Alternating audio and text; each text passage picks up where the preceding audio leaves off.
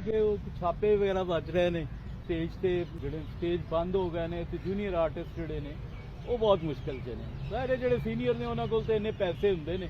ਛੋਟੀ ਜਮਾਤ ਜਿਹੜੀ ਪਾਕਿਸਤਾਨ ਪੀਪਲਸ ਪਾਰਟੀ ਇਹਨੇ ਹਮੇਸ਼ਾ ਉਹਨਾਂ ਦਾ ਖਿਆਲ ਕੀਤਾ ਜਿਨ੍ਹਾਂ ਦਾ ਖਿਆਲ ਕਦੀ ਕਿਸੇ ਨਹੀਂ ਕੀਤਾ।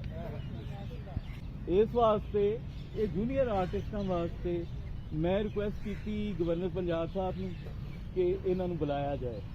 ਇਸ ਤਰ੍ਹਾਂ ਕਰਕੇ ਇਨੀਸ਼ੀਏਟ ਹੋਇਆ ਪ੍ਰੋਗਰਾਮ ਔਰ ਗਵਰਨਰ ਸਾਹਿਬ ਦੇ ਅਸੀਂ ਬੇहद ਮਮਨੂਨ ਔਰ ਮਸ਼ਕੂਰ ਹਾਂ ਕਿ ਉਹਨਾਂ ਸਾਡੀ ਕਾਲ ਦੇ ਉੱਤੇ ਤੁਹਾਨੂੰ ਲੋਕਾਂ ਸਾਰਿਆਂ ਨੂੰ ਇੱਜ਼ਤ ਅਫਜ਼ਾਈ ਕੀਤੀ, ਤੁਹਾਨੂੰ ਸੱਦਿਆ।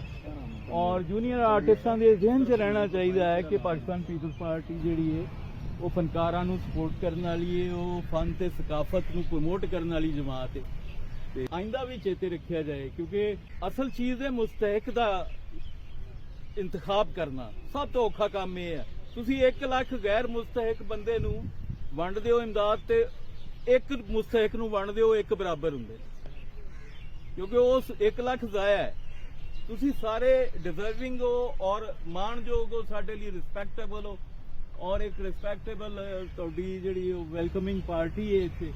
ਅਸੀਂ ਕੋਸ਼ਿਸ਼ ਕਰਾਂਗੇ ਕਿ ਫਨਕਾਰਾਂ ਵਾਸਤੇ ਆਇੰਦਾ ਇਸ ਤੋਂ ਬਿਹਤਰ ਮੈਂ ਤਜਵੀਜ਼ ਜਿਹੜੀਆਂ ਨੇ ਅੱਜ ਤੁਹਾਡੇ ਕੋਲੋਂ ਲਾਂਗਾ, ਤੁਸੀਂ ਆਪਣੇ ਕਲਿੱਪਾਂ ਦੇ ਜ਼ਰੀਏ ਸਾਨੂੰ ਤਜਵੀਜ਼ ਦੇਣਾ ਕਿ ਅਸੀਂ ਇਹਨੂੰ ਦਰਖਾਸਤ ਕਰੀਏ ਗਵਰਨਰ ਸਾਹਿਬ ਨੂੰ ਔਰ ਸਦਰੇ ਪਾਕਿਸਤਾਨ ਜਨਾਬ ਆਸਿਫ ਅਲੀ ਜ਼ਰਦਾਰੀ ਸਾਹਿਬ ਨੂੰ ਕਿ ਫਨਕਾਰਾਂ ਵਾਸਤੇ ਮੁਸ਼ਕਿਲ ਇੱਕ ਸੈਗਮੈਂਟ ਹੋਵੇ ਕਿ ਜਦੋਂ ਵੀ ਰਮਜ਼ਾਨ ਆਵੇ, ਜਦੋਂ ਵੀ 2 ਈਦਾਂ ਆਉਣ ਤੇ ਇਹਨਾਂ ਨੂੰ ਚੇਤੇ ਕੀਤਾ ਜਾਏ, ਇਹਨਾਂ ਨੂੰ ਬੁਲਾਇਆ ਜਾਏ ਕਿਉਂਕਿ ਕੋਈ ਵੀ ਮੁਆਸ਼ਰਾ ਫਨਕਾਰਾਂ ਤੋਂ ਬਗੈਰ ਅਧੂਰਾ ਹੈ।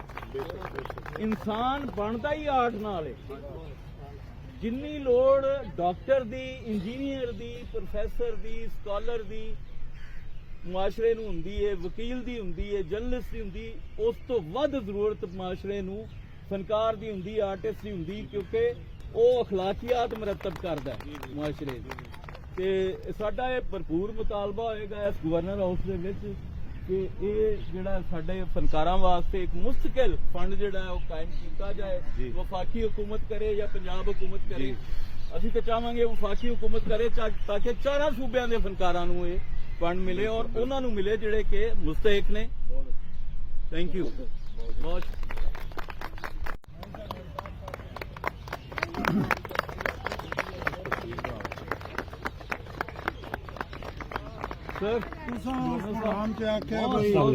ਮਿਹਰਬਾਨੀ ਤੁਹਾਡੀ। ਆਪਣੀ ਪਾਰਟੀ को ਅਸੀਂ ਲਈਏ। ਹਾਂਜੀ अस्सलाम वालेकुम। ਤੇ ਸਾਰੇ ਅਦਾਕਾਰ